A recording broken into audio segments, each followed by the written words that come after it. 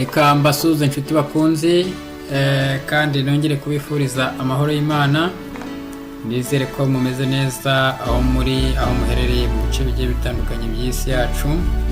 Turiho Imana yemeye ko tuba tukiriho kuri uyu mwanya aho tugihumeka umwuka bazimanye nawe. Izina ry'Uwiteka Imana yacu rihabwa icyubahiro. Nishimiye kandi kongera kuvugana namwe hano ni kwijwi rirenga kuri wa murongo wacu ku mbuga nkoranyambaga aho twigira hamwe ijambo ry'Imana. Duherukana twiga umumaro wo kwiga ibyanditswe aho twareberaga hamwe Bibiliya umumaro wayo cyangwa se ijambo ry'Imana. Tugiye kuba dukomeza turebera hamwe gukomeza gushikama ukuri kwa Bibiliya Imana yacishije cyane. Reka twicishe bugufi dusenge hanyuma tubone kwinjira mu byanditswe kuko Imana atwiyoborere. Data twese uri mu ijuru, Mana yacu kandi mwami wacu, wera wera wera Uwiteka Imana ya Isirayeli, turagushimye kandi turaguhimbaje. Ni wowe uduhaye impagarike n'ubugingo, izina ryawe nirihabwe icyubahiro. Wongere utubabarire gukenerwa kwacu kutubonekaho, uducishe bugufi muri uyu mwanya, wongeye kutubonera ngo twumve ijwi ryawe rivugira muri twe. Urakoze kuko uducishije bugufi. Reka Mwuka wera abe ari we utubera umwigisha mukuru mu byanditswe byawe byera. Kandi rero natwe ujye utwibutsa uko bwije n'uko bukeye gushorera imizi mu ijambo ryawe.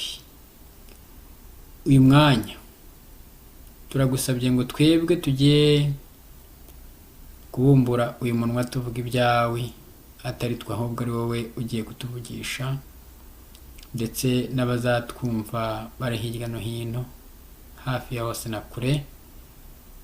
Uduhana umugisha. Ibyigisho nk'ibi ngibi bidutegure, bitume tuba abashaka ubwami bw'Imana no gucyanuka kwawe. Ibisigaye ujye urushaho kubitwongerera nk'uko wabidusezeranije. Urakoze kutwumva kandi utwitaho, ubane natwe kuva tugiye gutangira kugeza aho tuza gusoza. Mu izina ry'Uwaducunguye Yesu Kristo mbisabye nizeye, amen amen. Murakoze inshuti bene data. Reka rero mbahe ikaze. Reka mwese mbararike kandi mbibutsa kujya musangiza inshuti n'abavandimwe ibyigisho twigira hano ku ijwi rirenga.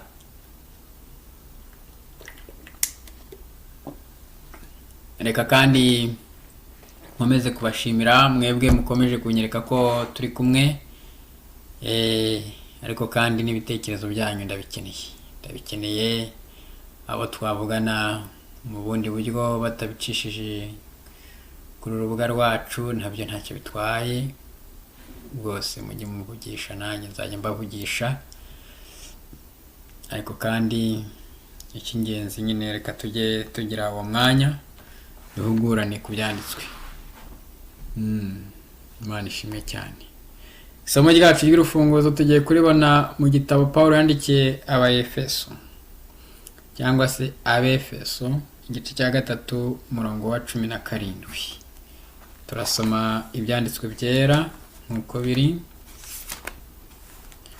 Abefeso igice cya 3 ku murongo wa 17 hari amagambo avuga ngo: kandi ngo Kristo ahore mu mitima yanyu kubwo kwizera, kugira ngo ubwo mumaze gushorera imizi mu rukundo mukaba mushikamye.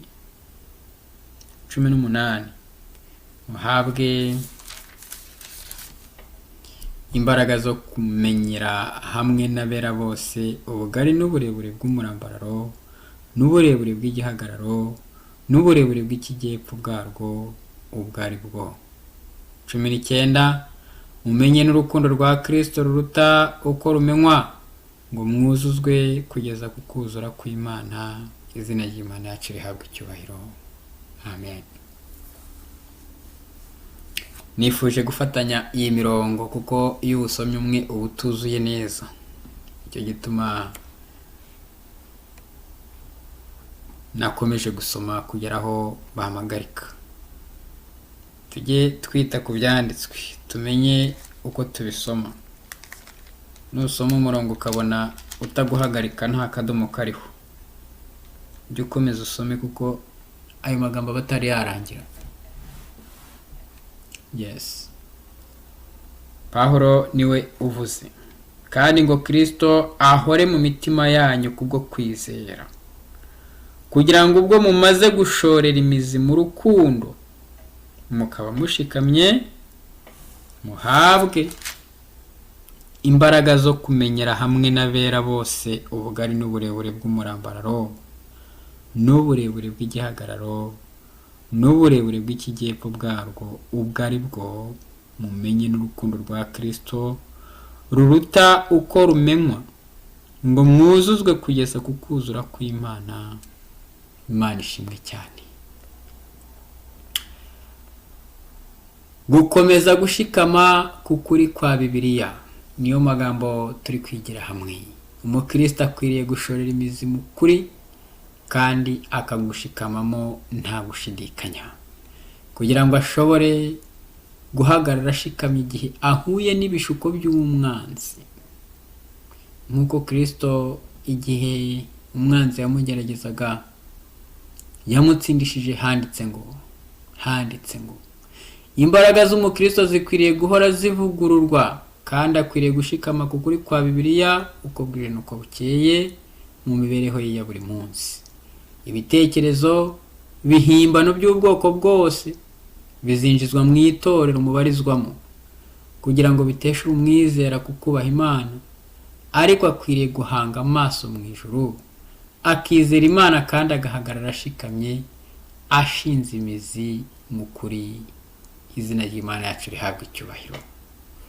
Ntabwo nzi niba unteze amatwi wowe inshuti mukunzi tubana ku rubuga, ushobora kuba atari uyu munsi, ariko igihe uzumvira iki cyigisho kizagire icyo kikumarira, ndetse uzibuke kugisangiza bagenzi bawe. Gundira umwami Yesu kandi ntumurekure. Shikama kandi ukomere mu byo wizera. Imerera ukuri kw'ijambo ry'Imana kukuyobore.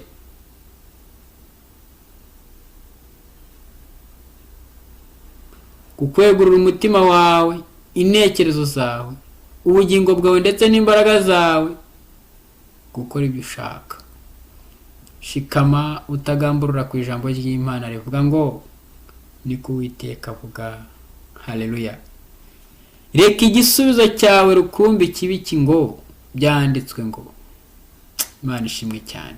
Byanditswe ngo uko niko tugomba kurwanira ukwizera kwahawe abera rimwe gusa, rimwe risa, kandi bene uko kwizera ni kwigeze gutakaza agaciro kako, cyangwa ngo gutakaza agace na gato ko kwera kwako.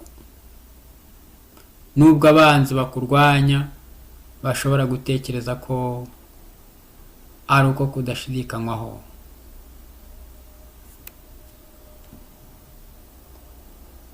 Imana ishimwe cyane.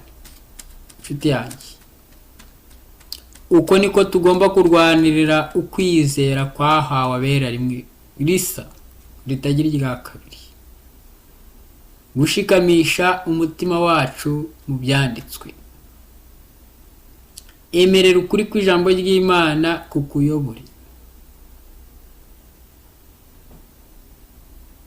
Kukwegurira umutima wawe, intekerezo zawe, ubugingo bwawe ndetse n'imbaraga zawe gukora ibyo ushaka. Ntabwo ukwiye gukora ibyo ushaka, ahubwo ukora ibyo ushaka iyo wamaze kwemerera ijambo ry'Imana kukuyobora. Ugashikama utagamburura ku ijambo rivuga ngo ni ko Uwiteka avuga, kandi igisubizo cyawe kikaba kimwe rukumbi, cya kindi ngo byanditswe ngo. rero uko niko tugomba kurwanira ukwizera kwahawe abera rimwe risa, kandi bene uko kwizera ntikwigeze gutakaza agace na gato ko kwera kwako. Nubwo abanzi bakurwanya bashobora gutekereza ko ari uko gushidikanywaho. Reka rero nkurarike inshuti yanjye kugira ngo tuzabane mu cyigisho cy'ubutaha, twumvira hamwe aya magambo, tuzayareba mu buryo burambuye ko umukristo akwiye gushikama ku kuri kwa Bibiliya. Ni izihe ngingo cyangwa se ibwiriza shingiro rituma dushikama mu kuri kwa Bibiliya uretse ibyo tumaze kumva? Uzirikane kimwe ne data, umukristo niba uzi ko uri umukristo, nkaba nzi ko ndi umukristo, akaba azi ko ari umukristo, akwiriye gushorera imizi mu kuri kandi akagushikamamo. Imana idufashe, Imana itugirire neza, ibyo nkwifuriza mu izina rya Yesu Kristo.